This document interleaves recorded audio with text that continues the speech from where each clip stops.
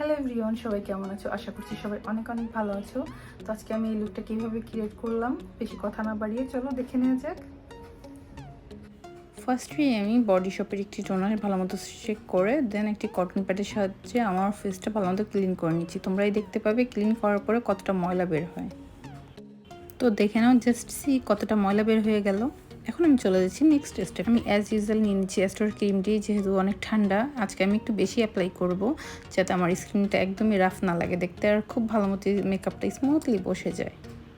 এবার আমার লিপটাকে একটু ময়শ্চারাইজ করার জন্য আমি নিয়ে নিচ্ছি গোল্ডেন রোজের লিপ বামটি। এটি আমার পার্সোনালি খুব বেশি ভালো লাগে, আমি এটি আমার লিপ কেয়ারের জন্য ইউজ করে থাকি।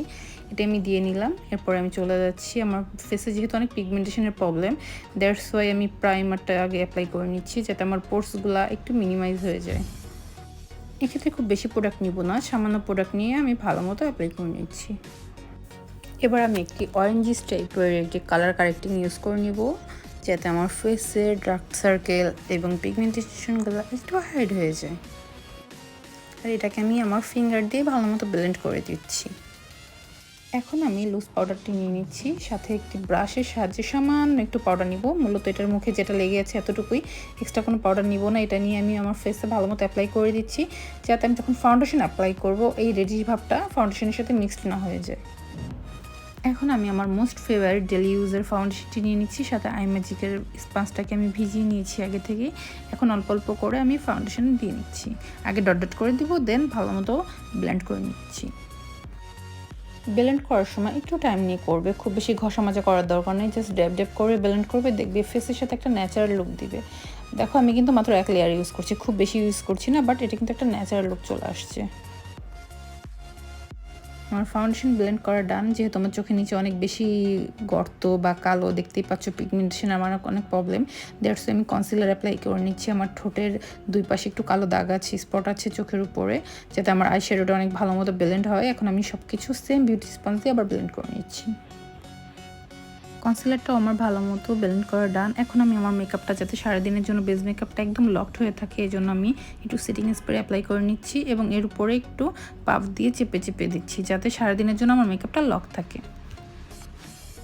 এবার এই লক মেকআপটাকে পার্মানেন্টলি লক করার জন্য ইউজ করছি লুজ পাউডার। যেখানে যেখানে তোমাদের অয়েল বেশি আসে সেখানে সেখানে তোমরা চাইলে লুজ পাউডারটা একটু বেশি করে অ্যাপ্লাই করতে পারো। দেখতেই পাচ্ছ আমি কিন্তু অল্প অল্প করে নিয়ে জাস্ট ড্যাব ড্যাব করে অ্যাপ্লাই করছি, এতে আমার মেকআপটা কিন্তু একটুও নষ্ট হবে না। এখন আমি একটা কম্প্যাক্ট পাউডার নিয়ে নিচ্ছি এবং এই পাউডারটি দিয়ে আমি আমার ফেসে ভালো মতো পাউডারটি অ্যাপ্লাই করে নিব। তোমরা যদি ফাউন্ডেশন এক লেয়ারের জায়গায় 2 লেয়ার ইউজ করো, সেক্ষেত্রে তোমরা এটি স্কিপ করতে পারো। এবার আমি চলে আসছি আমার মেকআপের একটি ইম্পর্টেন্ট পার্ট, যেটা কিনা আমার খুবই ভালো লাগে, সেটা হচ্ছে আমার আইব্রোসটা। আমার যেহেতু ব্রোসটা দেখতেই পাচ্ছ প্লাক করা নেই, তাই আমি একটা স্পুলের সাহায্যে একটি পমেট দিয়ে ড্র করার ট্রাই করছি। আমি এটা একটু ন্যাচারাল ওয়েতে ড্র করবো, যেহেতু আমার ফেসটাও বড়, দ্যাটস ওয়াই আমি আমার আইব্রোটাকে একটু মোটাই রাখছি। তোমরা তোমাদের ফেস অনুযায়ী তোমাদের শেপটাকে ঠিক করে নিতে পারো। একই ওয়েতে আমি আমার দুটো আইব্রোই ভালো মতো ড্র করে নিলাম। দেখতেই পাচ্ছ, দেখতে কিন্তু ন্যাচারাল লাগছে, যতই আমার ব্রোটা প্লাক করা না থাকুক, এখানে কিন্তু একদমই বোঝা যাচ্ছে না। আর আমি এক্সট্রা কোনো শার্পও করিনি। এখন চলে যাচ্ছি আই মেকআপে। আই মেকআপের জন্য নিয়ে নিচ্ছি আমি একটি কালারফুল বিউটি কালারের প্লেট, সেখান থেকে আমি দুটো কালার মিক্স আপ করে আমি আমার চোখের লিডে আগে অ্যাপ্লাই করে নিব। এক্ষেত্রে তোমরা একটু ব্রাশটাকে ঝেড়ে নিবে, যাতে একবারে বেশি প্রোডাক্ট তোমার চোখেও না পড়ে বা ফেসেও না পড়ে, যেহেতু আজকে আমরা বেস মেকআপটা আগে করে নিয়েছি। এবার আমি সেম প্যালেট থেকে পিঙ্ক কালারটি পিক আপ করে নিচ্ছি এবং দুপাশে অ্যাপ্লাই করে দিচ্ছি, কারণ আজকে আমি একটু চোখে অন্য টাইপের একটু লুক দেওয়ার ট্রাই করছি, যেখানে কিনা আমার ড্রেসের সাথে মিলিয়ে আমি একটা ডিপ ব্লু কালার ইউজ করছি। দেখতেই পাচ্ছ, এটা আমার চোখের বলের উপর জাস্ট অ্যাপ্লাই করবো আর কোথাও না। এটা আমি হাত দিয়ে অ্যাপ্লাই করছি। দেখতেই পাচ্ছ, হাত দিয়ে অ্যাপ্লাই করলে কিন্তু খুব দ্রুত অ্যাপ্লাই করা যায় এবং কোনো ধরনের ফল আউটও হয় না।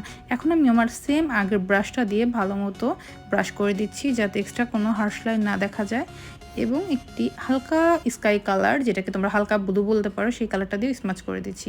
এবার চলে আসলাম আইনালারে। আমি জাস্ট আমার লাইন অনুযায়ী আইনালারটা দিব, একদম চোখের ইনার কর্নার দিকে একটু চিকন করে দিব, আর আউটার কর্নারে আমি জাস্ট একটু ছোটো করে একটা উইং করব। আমার আইনালার দেওয়া ডান। এখন আমি চলে যাচ্ছি মাস্কারাতে। মাস্কারাটা আমি ভালো মতো অ্যাপ্লাই করে নিচ্ছি। আমি আজকে কোনো এক্সট্রা ফলস ল্যাশেস পরবো না, দ্যাটস ওয়াই আমি কয়েক কোট মাস্কারা অ্যাপ্লাই করে নিচ্ছি।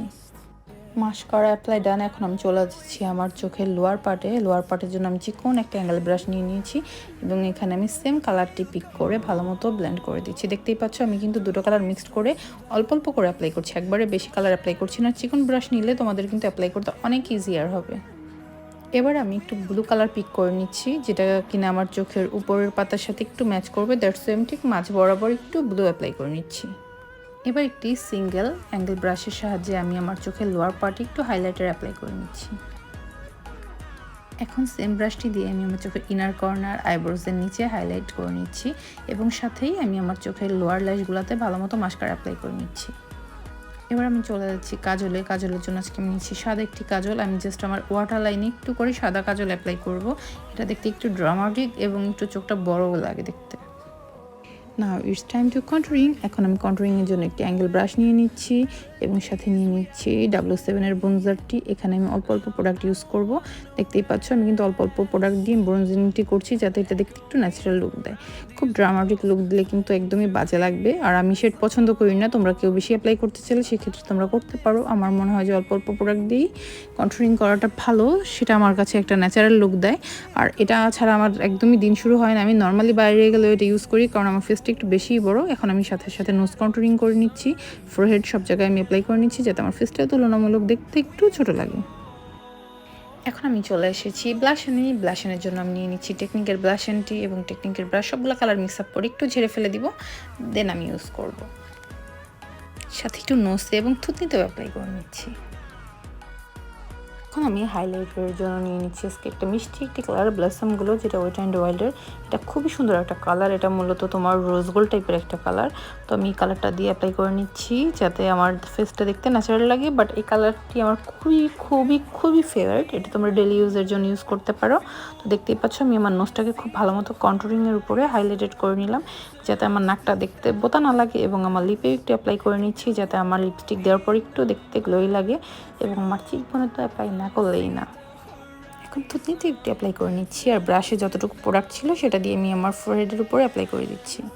এবার আমি লিপস্টিক অ্যাপ্লাই করে নিচ্ছি, যেহেতু আমার ড্রেসটা ডিপ ব্লু, তো মনে হলে সাথে একটা পিঙ্ক টাইপের লিপস্টিক ভালো যাবে। আর লিপস্টিকটা কিন্তু আজকে খুব খুব বেশি রিজনেবল, তোমরা কল্পনাও করতে পারবে না। আর এটা যদি জানতে চাও কোন ধরনের কোন লিপস্টিক লাগিয়েছি, অবশ্যই ডিসক্রিপশন বক্সটা চেক করে আসো এবং আমার বেল আইকনে একটা ক্লিক করো। আর সাবস্ক্রাইব করে না থাকলে প্লিজ সাবস্ক্রাইব করে দাও। মেকআপ ডান, এজন্য আমি ভালো মতো সিকিউর করার জন্য আবারও সেটিং স্প্রে দিয়ে নিচ্ছি। এই সময় কোনো কথা বলবো না।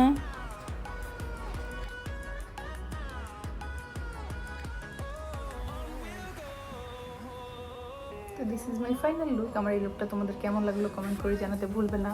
আর যারা আমার ভিডিওটি দেখছো, কেউ যদি এখনও সাবস্ক্রাইব করে না থাকে প্লিজ সাবস্ক্রাইব করে দিও, এবং পরবর্তীতে তোমরা কোন টাইপের ভিডিও দেখতে চাও আমাকে কমেন্ট করে জানাবে। আমি আমার সাধ্যমতো ট্রাই করবো তোমাদের জন্য সেটি ক্রিয়েট করে দেখানো। ততক্ষণ পর্যন্ত ভালো থাকো, সুস্থ থাকো, দেখা হবে পরবর্তী ভিডিওতে। আমার জন্য দোয়া করো, তোমরা সবাই ভালো থেকো। Bye bye.